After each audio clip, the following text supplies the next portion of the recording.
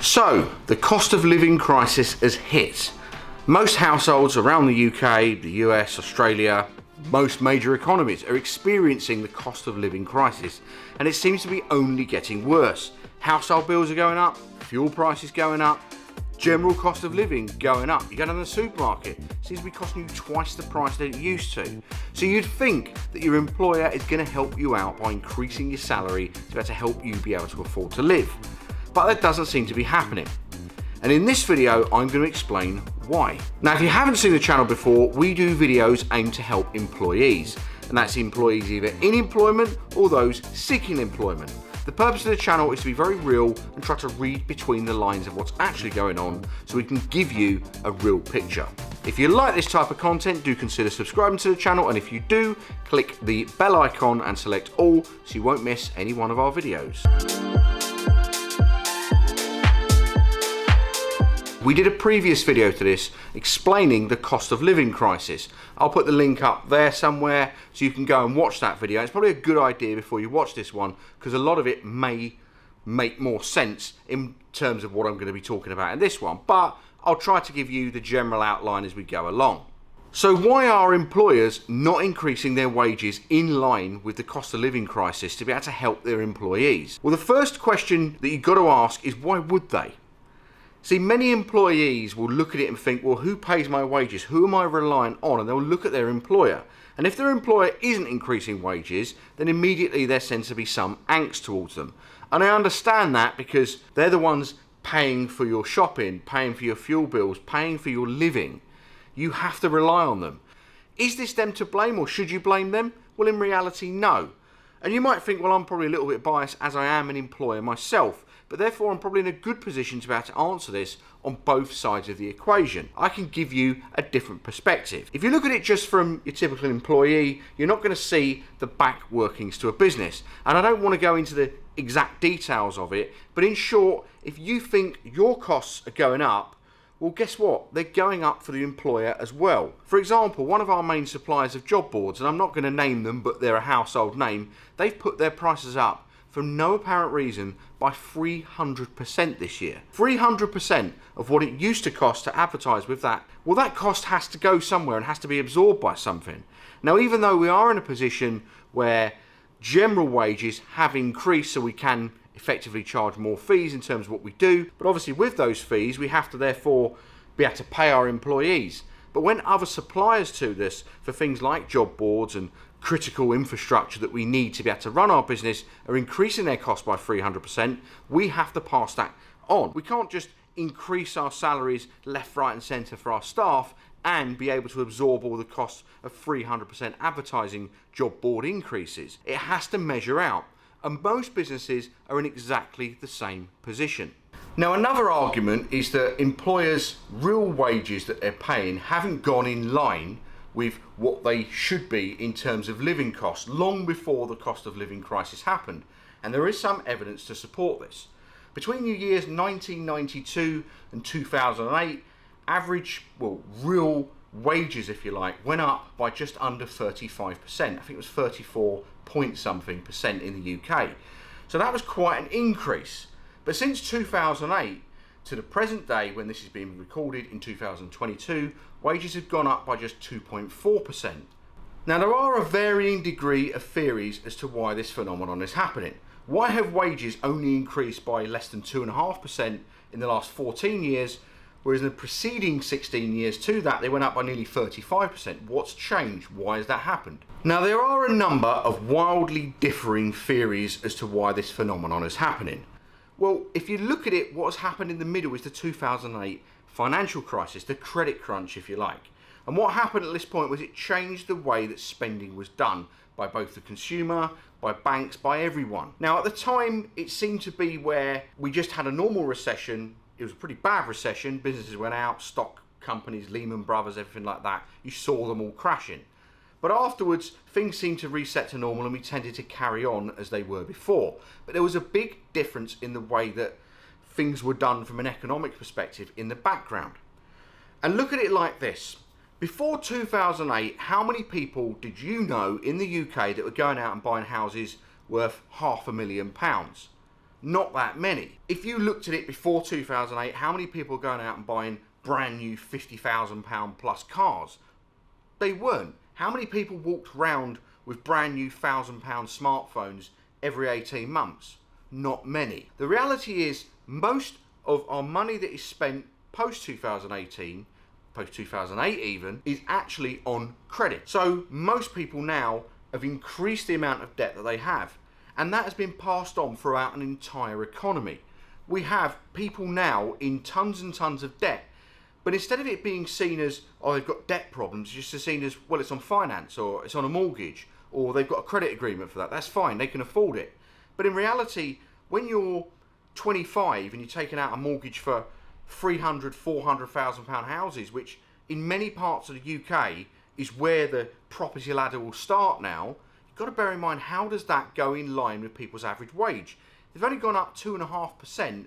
That means the amount of money they're borrowing, because house prices have inflated so much, well, that's an awfully big gap. And people are paying extraordinary amounts of money and owing extraordinary amounts of money on credit agreements, finance agreements, mortgages, loans, etc. And it's just compounded the effect over a period of time. And what's happened is successive governments, instead of trying to deal with the problem and change the economic system, what they've done is just spend and borrow and spend and borrow to be able to alleviate the problems. So whenever there has been an economic downturn, what they've done, instead of necessarily changing interest rates or whatever to try and give the illusion that things are okay, they've just done things like quantitative easing, which is basically pumping a bunch of money that didn't exist before into the economy to balance things out.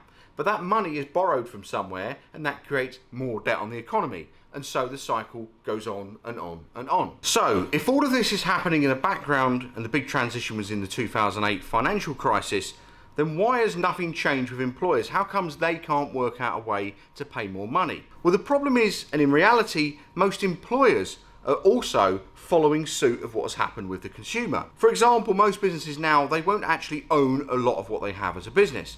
They will lease a lot of the equipment they have because it's simply so expensive. In the recent pandemic, most businesses, and I'm happy to admit ours ourselves, were advised by our accountants to go and take out government-backed finance deals. Now with that, and you're probably going to find 95% of businesses in the UK, certainly limited businesses, have gone out and taken out financial packages supplied by the government.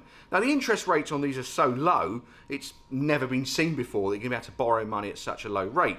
So you'd be a bit silly to have not taken it. And most businesses, unless they were in a position where they had no way of arguing that they needed to borrow money, they would have borrowed money. So like us, and 95%, maybe probably even more than that, of businesses in the UK have borrowed money. But the problem, like if you're a consumer and you have debt on you or you've borrowed money, you have to pay it back. And we have to do that as well. And most companies, what they did during the recent financial crisis, from the outlay of the pandemic, is we were in a position where we didn't know how long things were going to go on for. How long was it that we'd be not having businesses be able to open, or customers having any demand, or clients wanting to use our services, or the jobs market falling flat because everyone was on furlough. Nobody knew how long this was going on. So therefore you were advised to be able to prop up your business, because ultimately as a business, the ultimate game is to stay in business. Keep yourself going for as long as possible. If you can outlive a recession, a pandemic, whatever it is, you can go on and thrive afterwards. But this did mean that those same employers that are now finding 300% increases or whatever it is on certain bills that they have to cover, they're also in the position where they now have more finance on their business. That means that they have to pay that off. Well, before you know it, where is the extra margin to be able to go and increase the wages of your employees? And now in reality, many employers have actually increased their wages, certainly for skilled workers. We've noticed it. We do engineering recruitment, for example, and wages probably in this industry, certainly for skilled workers, have gone up 10 to 15% over the last few years. The biggest jump we've seen in some time. So some industries, this is true, there are increases, simply because those suppliers themselves have been able to put their prices up to be able to meet demand and be able to get going. And plus, because of skill shortages, those people, those employees, they've been able to take advantage.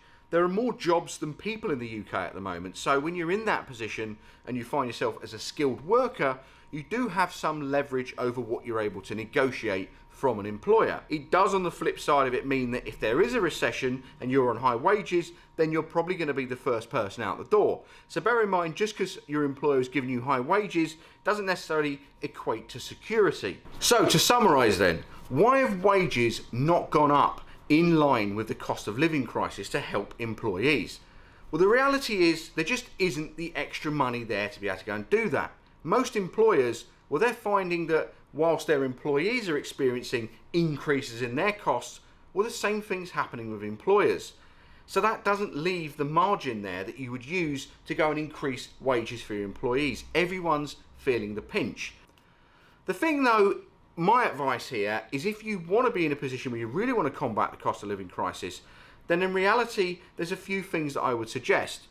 Firstly, you need to make yourself invaluable to the employment market. If you've got a skill set that makes you invaluable, trust me, whether there's a crisis or whether there's not, you're going to be in demand. Someone's going to want you because there's not that many people that can do what you do. Therefore, you have leverage over the market and you'll be able to get a very good amount of money.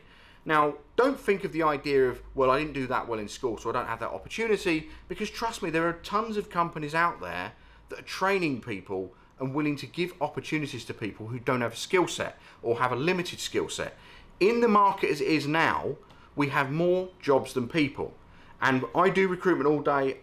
We're a recruitment company. What we are seeing is companies left, right and centre taking on people where you would have had to have a skill set or a particular qualification, and all of a sudden, as long as it's an unregulated industry, it's not gas or something like that, but you have to have a gas safety certificate, then most industries that exist don't have to have set regulations for who they employ. They might have a preference, but beggars can't be choosers. So they're willing to take on people that are less skilled, willing to learn, and they're willing to train them up because it allows them to be able to get cheaper labour in initially, train you up to become an invaluable employee, and then be able to benefit both parties. You get more money, the company has a better skilled employee because they've trained them. If you want to get anywhere and you want to combat the cost of living crisis, don't stick with an employer that's not giving you any training and development. Don't expect them to give you more money for no apparent reason. And the greatest measure of this, as an example that I could give you, think of someone that does your job in your company who you have known that has left. Someone who has the same level of skill set as you do. If they've left and it took your employer less than 2 weeks to find them, then trust me, your skill set in the nicest way isn't that invaluable. Think of people in there who had skill sets where it was a nightmare for the employer to be able to replace them, that you knew were probably doing all right. That's the type of jobs, if you want to go for a career path, that's the kind of jobs you probably want to try and progress and be developed into. And if your company isn't willing to train and develop you into those roles, there are plenty of other companies out there that will be. Hopefully you like this video and I answered the question. I gave you a bit of advice at the end there as well that may well help people be able to understand a little bit about how they can help themselves and make more money. If you want more advice, if you want to know more things about different bits of employment and all sorts of stuff, we have a ton of videos that we do as a channel to be able to help employees. Check our channel out, go through and watch as many videos as you can, spread the word, like any videos that you like, share them, get all your friends to watch them. We're trying to grow as a channel and we want more subscribers, so make sure if you like the video you give it a like, subscribe and select the all when you see the bell icon so you won't miss any one of our forthcoming videos.